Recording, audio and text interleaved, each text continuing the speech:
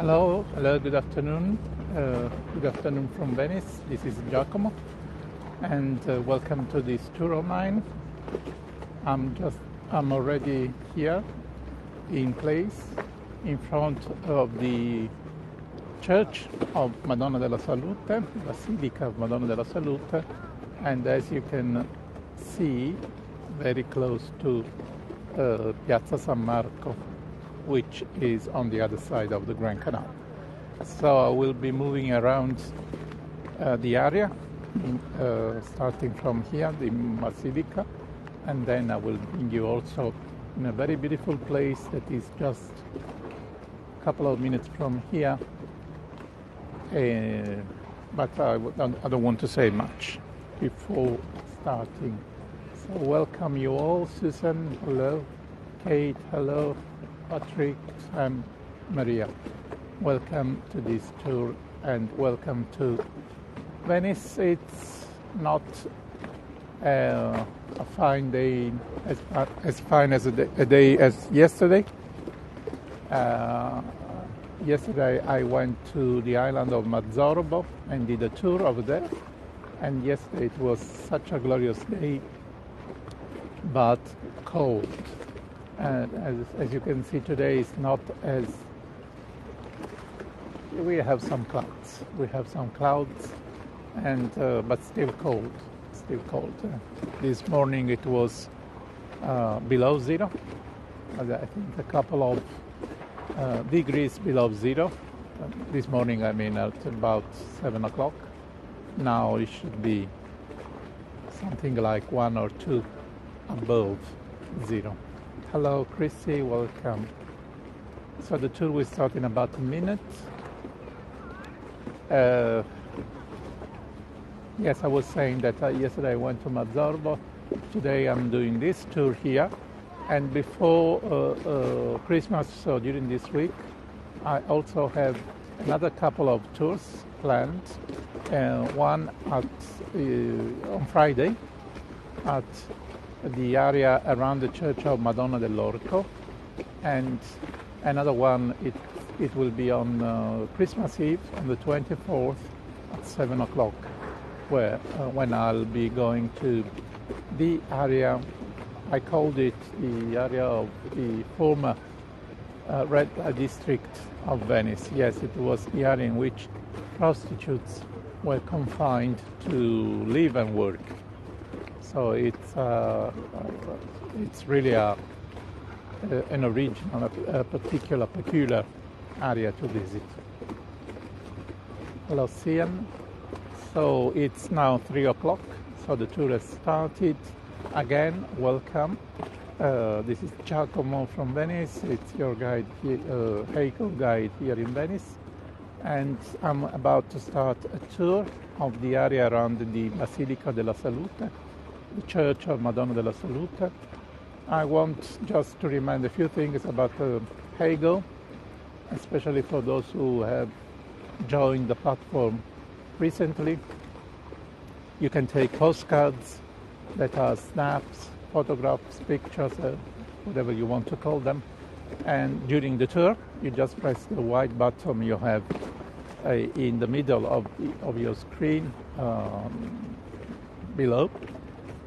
And those postcards, at the end of the tour, you can download them, store them, share them. Just do not forget to tag me, or just to remind my name that you took these snaps during the tour with Giacomo. Also, you can chat, and you can use the chat box, and you can ask me questions. Just do not forget that if I'm walking and talking, I may miss some of your questions. So if it is a busy moment for me, keep your question until the end, and I will happy to try to answer you. What else? Basta. So it's okay. You can also nothing else. No, I said everything I guess. So let me turn the camera and point it towards Piazza San Marco. Before showing you the Campo della Salute, I wanted to give you this lottery. I wanted to give you this view of the entrance to the Grand Canal, but I will show you the actual entrance later. For the moment, you can see the Campanile, St. Mark's Bell Tower, which is the highest structure here in Venice. It is more than 100 meters tall, with the angel on top of it. Okay, as you can see probably better now, on top of the tip there is a gilded angel, which is a wind wave, and with the angel on top, it is more than 100 meters tall, and again, it is the highest structure here in the city. So, but I will talk more about the Grand Canal later.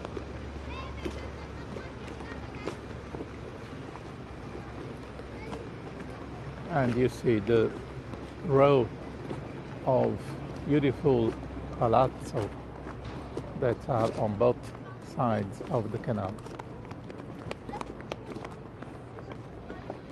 And this is the Campo della Salute, with the stairs that lead to the church, which unfortunately for the moment it's partially hidden behind those scaffoldings.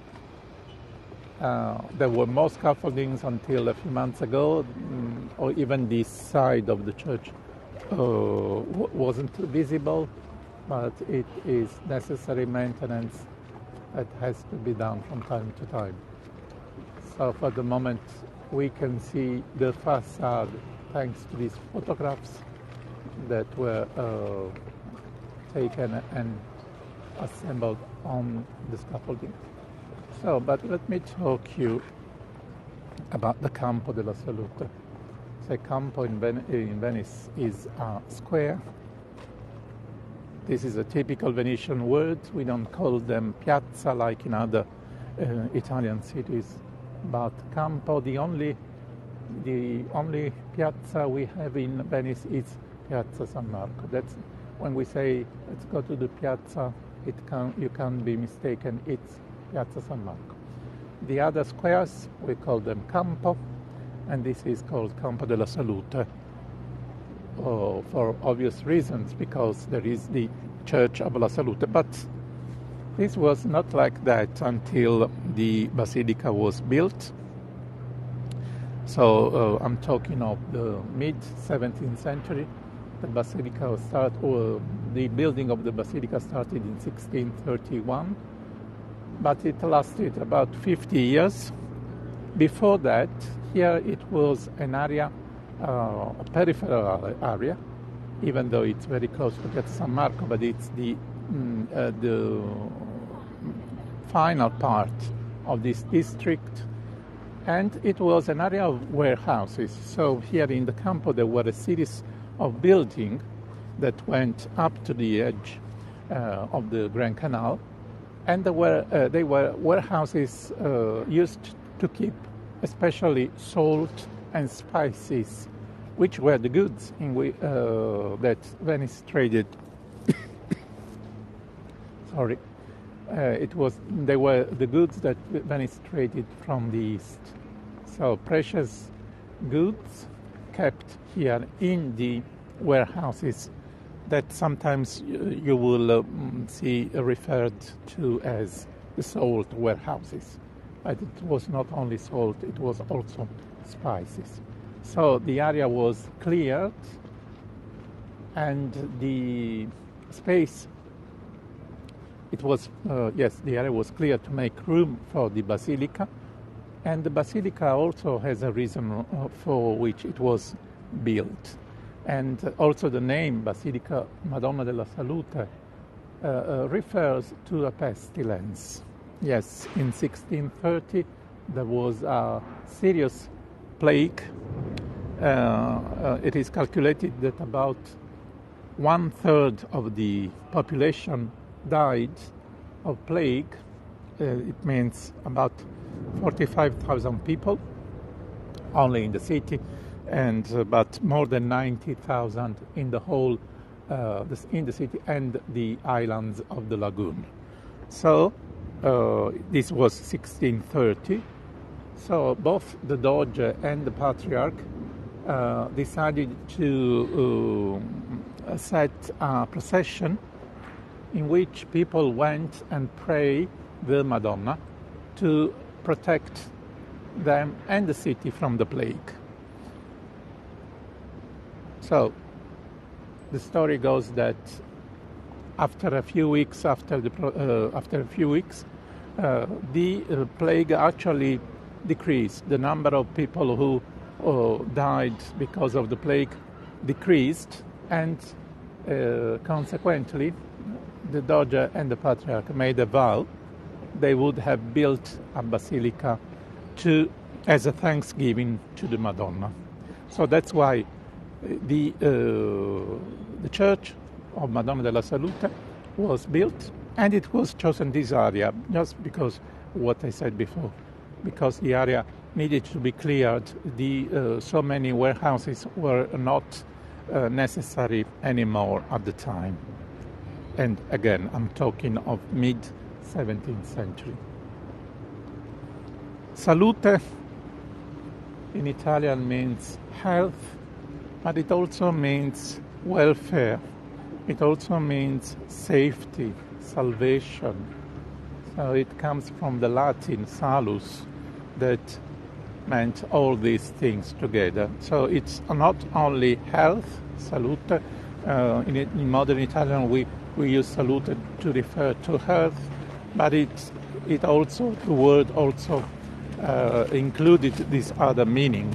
So you can address the Madonna della Salute not only for protection, health, but also for safety and salvation. The architect who won the competition was Baldassarre Longhena, who was quite young at the time, and he designed an octagonal church. So something of the 8-sided plan can be seen. You see that it's not round, but that's one side, another side, the facade, and the same on the other side. And with 2 domes. There is a larger dome here over the hall, but there is a second dome over there, which is over the high altar.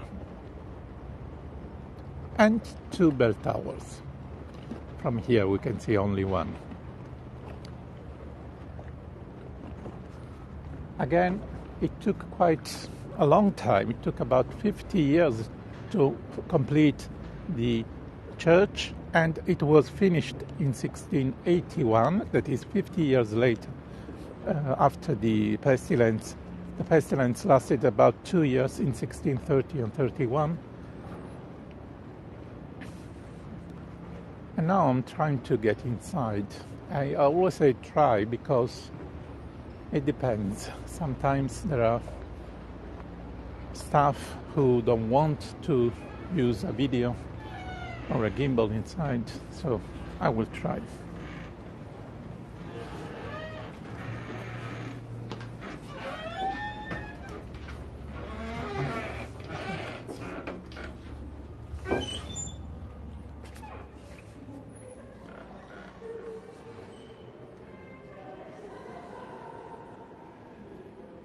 Okay, from here you can see that the hall has 8 sides, on top of which there is this balcony that goes around with these tall windows and the dome.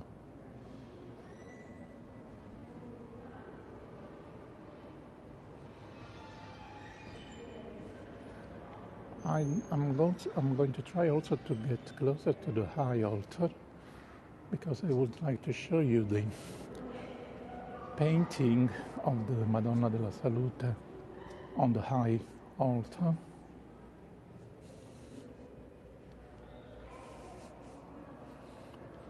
These are all side chapels with their altarpieces. But again, the one that is on the high altar is really interesting with its distinctive story.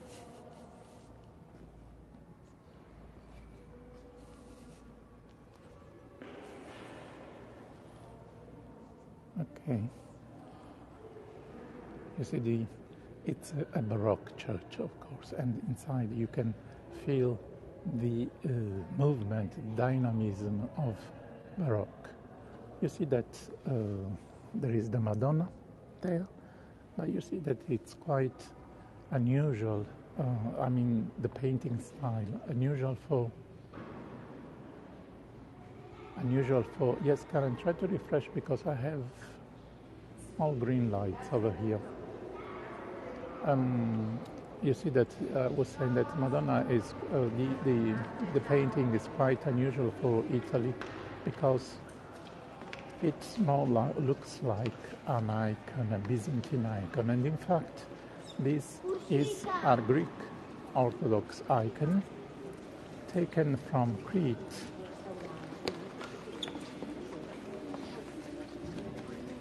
Crete was a possession of the Republic of Venice, and when the Venetians left from there, they took some, let's call them souvenirs, and one of these souvenirs was the icon of this Madonna. In Greek, it is called, the icon is, this type of Madonna is called Panagia Mesopantitissa. Panagia is Madonna.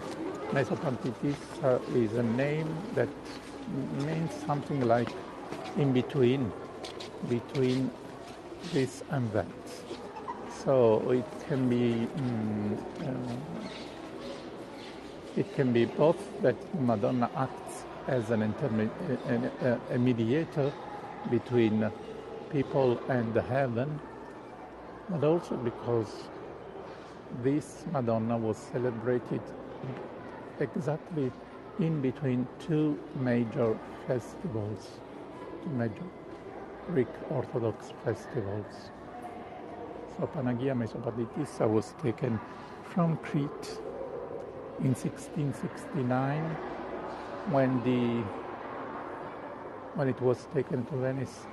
The Basilica was almost finished, and so it was decided to put the Madonna here on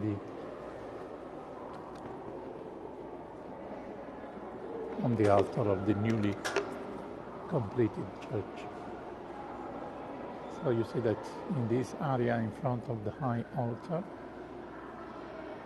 above this area in front of the altar, there is the second dome, the smaller one.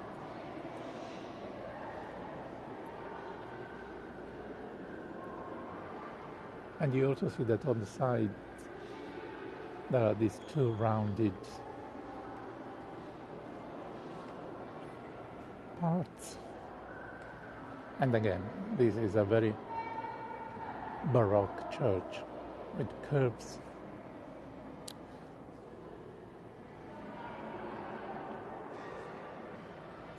The interior, apart from the side chapel, the interior is quite simple. It's majestic, of course, but it is, you see, quite simple. Quite little decoration. Also, Longhena used the teaching of Andrea Palladio by keeping the walls white and the structural elements like the columns gray. Do not forget, okay, if you are curious about the Panagia Mesopantitissa, the Madonna, the icon of the Madonna della Salute, you can take a snap here and you can read about it later.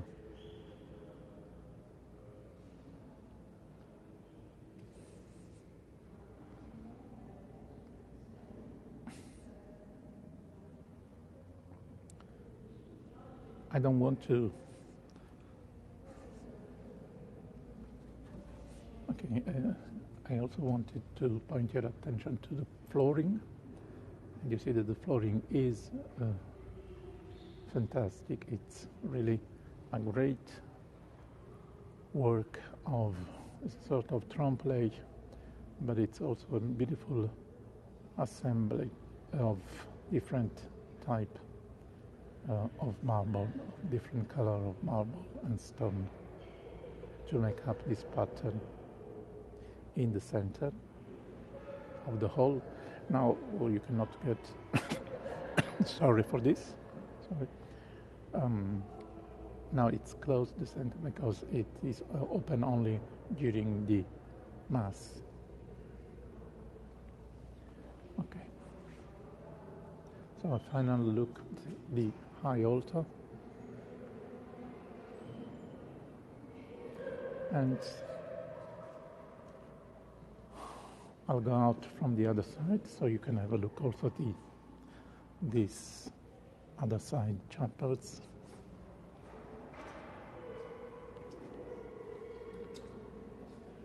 So it's really a magnificent church with magnificent architecture by Baldassare Longhena, dating back to the 1630s.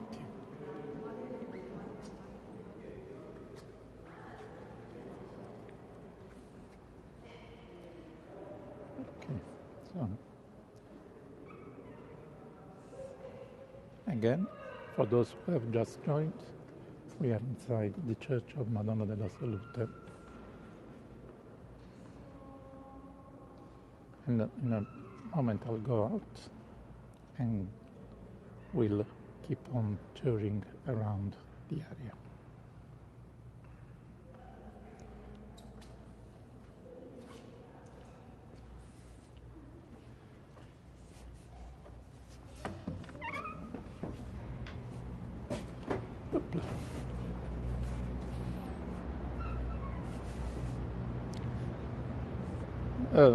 The competition for building the basilica did not include the plan. I mean, did not include only the church, but also the arrangement here of the campo.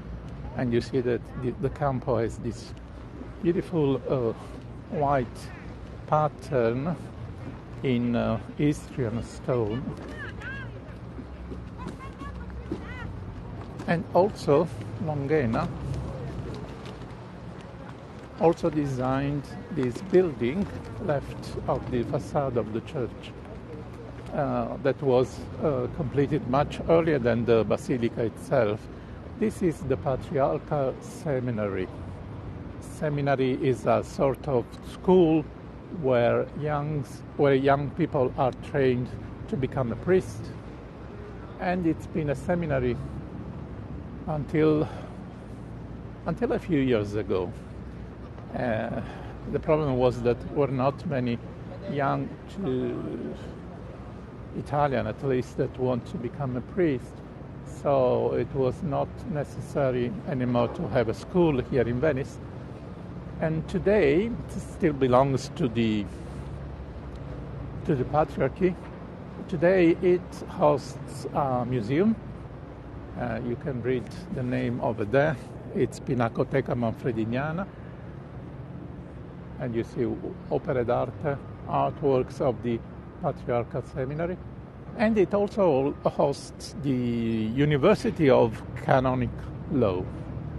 So there are students, older students than those that were here once, that come here to specialize in canonic law.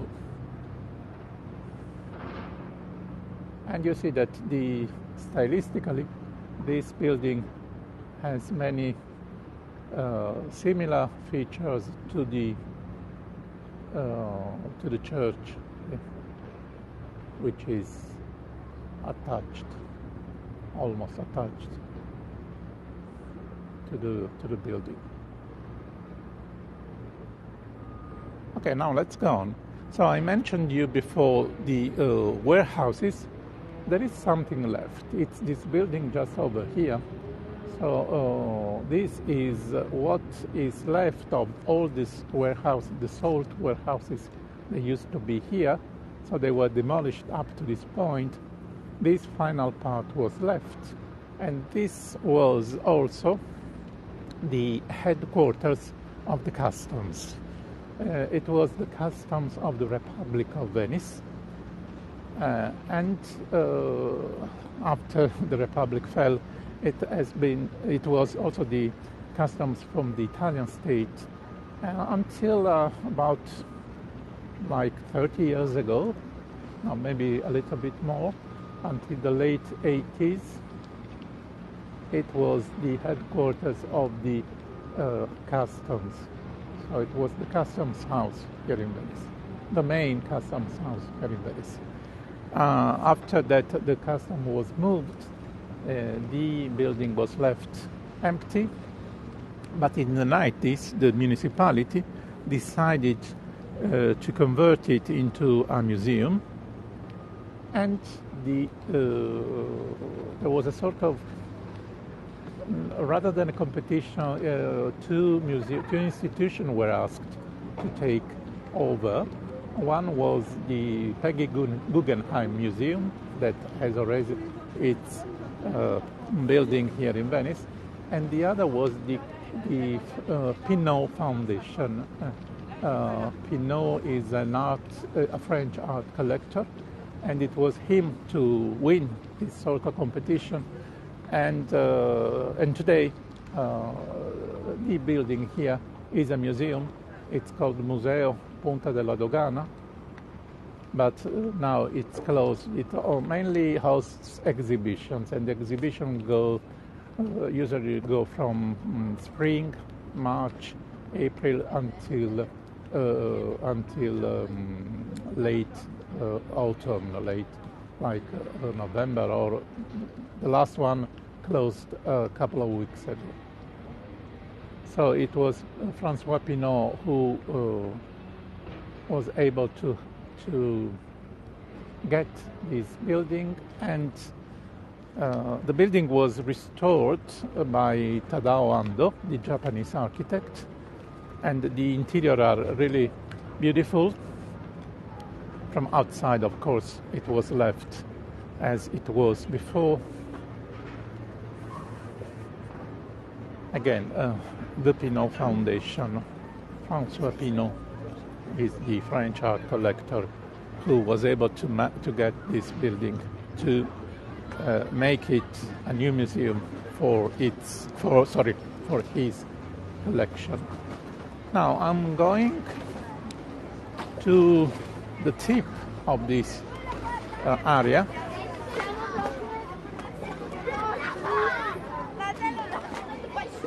Okay, there's a group of children here screaming. Sorry. Okay, I'm going to the tip of this area. This is really the end, or the beginning, as you prefer, of of the district of Dorsoduro. Venice is divided into 6 districts, 3 on this side of the canal and 3 on the other side.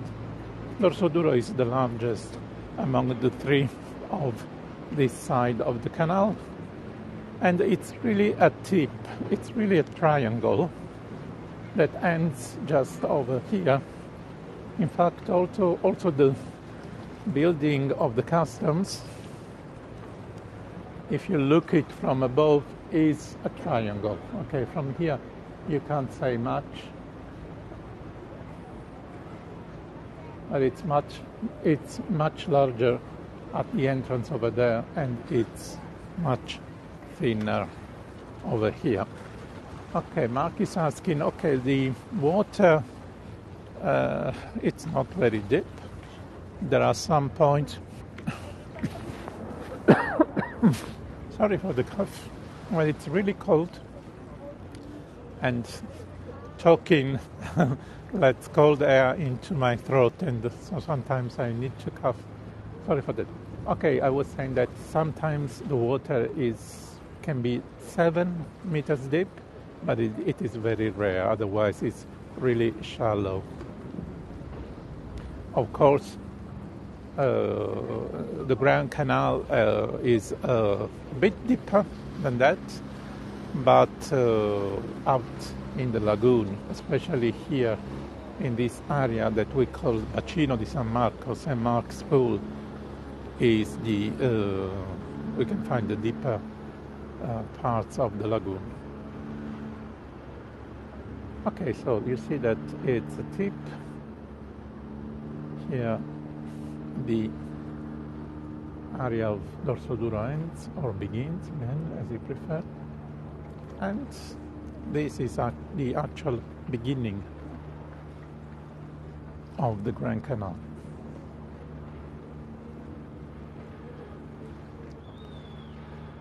And we are even closer to Piazza San Marco, which is just over there. From here we can see not only the bell tower, but also the Doge's Palace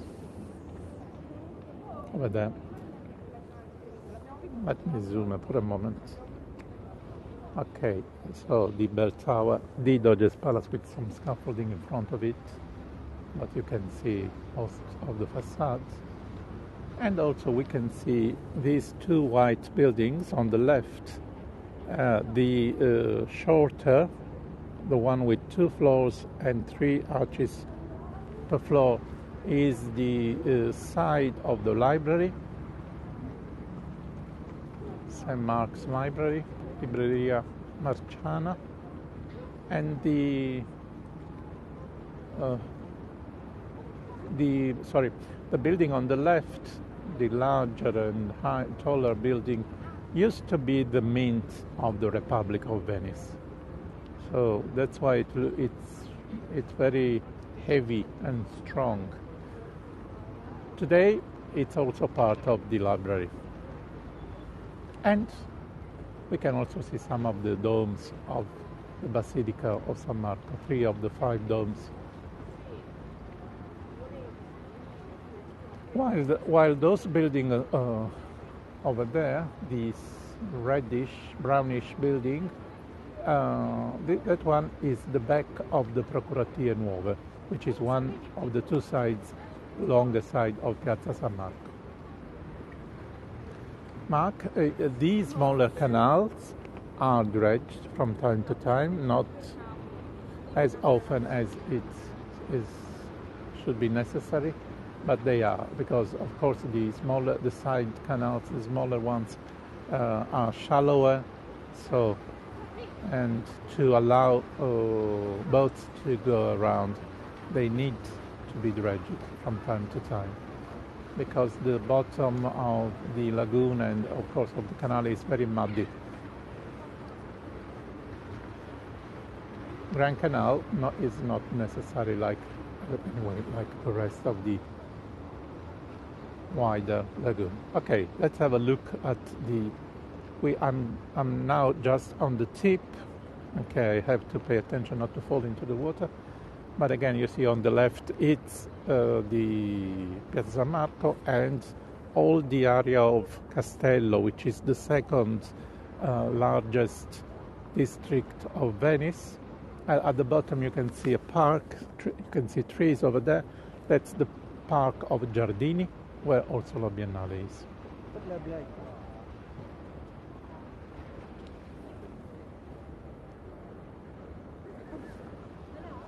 And here on the right is the island of San Giorgio, with the church designed by Andrea Palladio.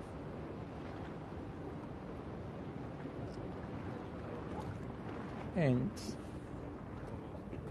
moving to the right, you can hardly see, but there is a canal over there. So where the trees are, it's San Giorgio, but starting from that white building on is the island of Giudecca. Sorry. And island of Giudecca is the island south of Venice. It's a long one, but I will show it to you later. Meanwhile, I would like to show you also this smaller side of the customs house.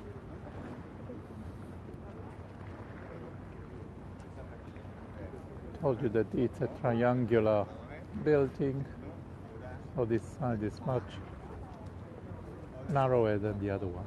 On top of this turret, yeah, there is a sculpture, two atlases, two giants that support a gilded globe, and on top of the globe is the statue of Fortune. Fortune that moves with the wind.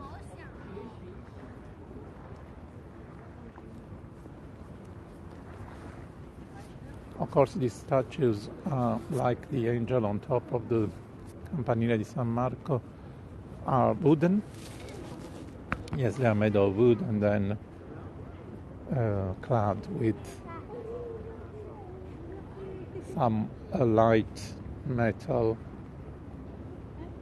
probably bronze, that then is gilded.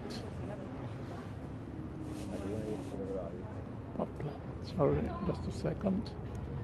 Okay, it's really cold. My finger don't respond very well. Sorry for that. Okay. Now, let's go along this side of the former customs house. And from here, a beautiful promenade begins.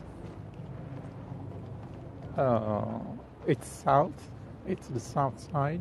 You can see that west is over there. And this is a beautiful promenade because it's really pleasant to walk. It's sunny.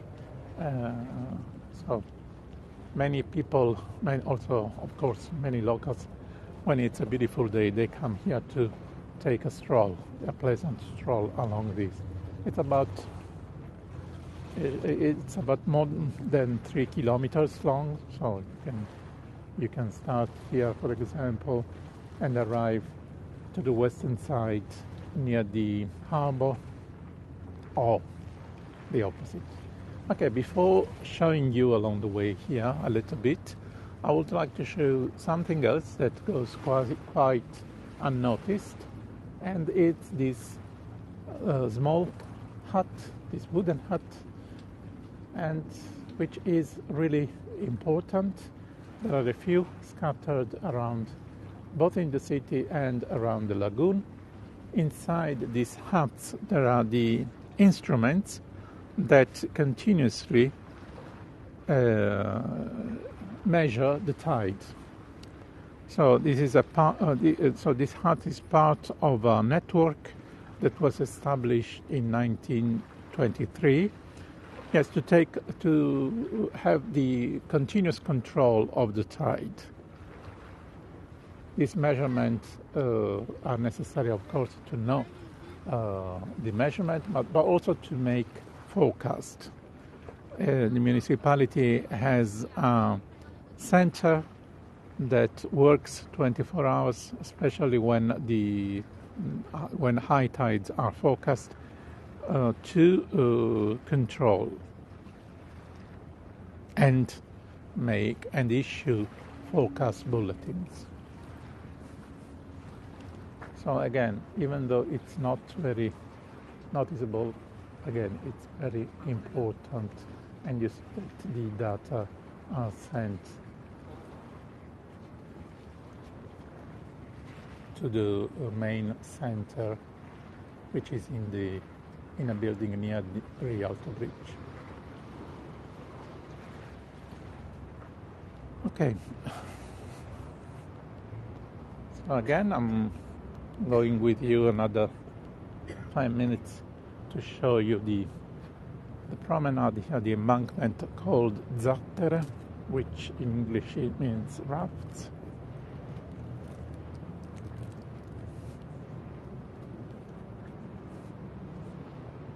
And you see that now it's a period in which we don't have many visitors, It's also cold, so it's not very popular. Not many people over here. Okay, we have some geese, I guess. Yes, those are geese.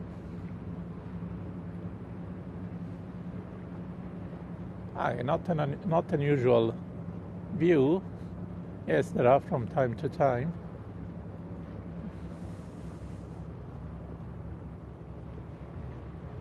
Okay, sorry for the digression, but it's interesting to see that these birds fly over here to migrate. Okay, Sam is asking, are the longboats for tourists? You mean, if you mean this in particular, can you read the name? This company, Ali Laguna, provides links with the airport by boat. So it's public transportation. It's not the company that manages the network of transportation in Venice.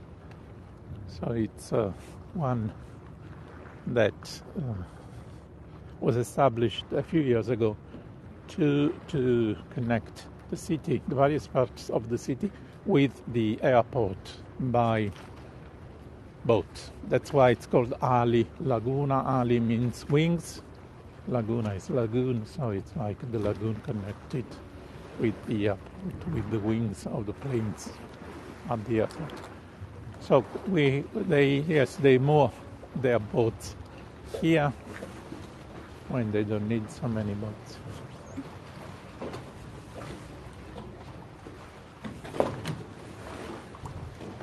Okay, let me take you to the bridge you see at the bottom. Yes, you can, Sam. And it depends on what part of the city you are, because if you are near the car terminal, near the railway station, a bus is more convenient. But otherwise, in other parts, it's much more convenient, the boat, to for example, sometimes if I don't want to go to Piazzale Roma to take the bus to the airport, I take the boat, and in about 35-40 minutes I get to the airport. No hassles. It's a little bit more expensive than the bus, but really more convenient. Okay, so I wanted to reach the top of this bridge because from here I can show you the island of Giudecca, and again offer you another view over this part of the Giudecca Canal. Giudecca Canal is this canal that in between Venice, the actual city, and the Giudecca Island. The church over there is called the Church of Zitelle, which was part of a complex with a nunnery. And you see, it's a long island that also used to be, until not many years ago, the industrial area of Venice. There were many factories over there that unfortunately closed one after another because, as you may know, Venice is suffering a decrease in population, a serious decrease in population, and consequently also the closure of many activities, many. You mean, allora, so Bev, are you talking about those pilings, this one? They mark the shallow water. So it means that this side you shouldn't go by boat because it's shallow. And also on the other side they mark also the sort of paths to go to the mooring docks over here. But if you see them in the open lagoon, not here, they usually marks the deeper canals and the safer parts where boats can go to avoid the shallows. Okay. Oh, thank you, Anita. Thank you very much. So I would like to finish here. You see on the other side there is this large church. That's another beautiful church designed by Andrea Palladio. It's the Church of the Redentore, the Redeemer. And that was, it has a similar story to the Church of La Salute because it was built when there was the first serious plague in Venice in 1575. And also in that case, the Republic made a vow, and yes, a vow to the Savior, to Christ, and in Thanksgiving, the Church of Redentore, the Church of the Redeemer, was built. So a similar story to the Madonna della Salute.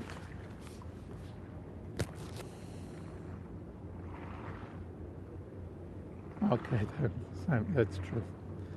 Okay, I hope you enjoyed. You're also having a look at the setting sun. The sun is going to set in about, what time is it now? In about an hour, I guess. And again, you see that this side is very quiet, especially at this time of the year. Quiet, but also the rest of the year is always a beautiful place to have a walk. And going on going on that way, there are more cafes.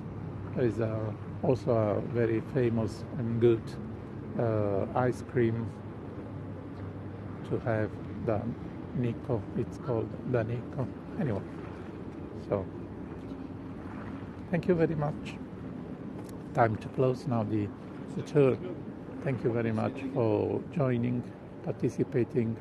Thank you also for the questions. If you have more questions, you can ask me now. Thank you for the donation. Thank you, Sam. And I hope I didn't miss any questions. And I hope I thanked everybody. So again, grazie Anna Maria.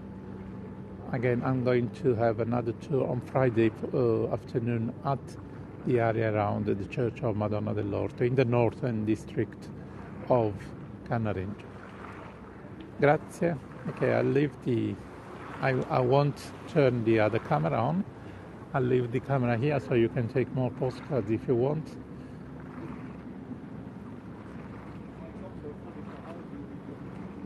Again, thank you and see you soon. Grazie, ciao, arrivederci.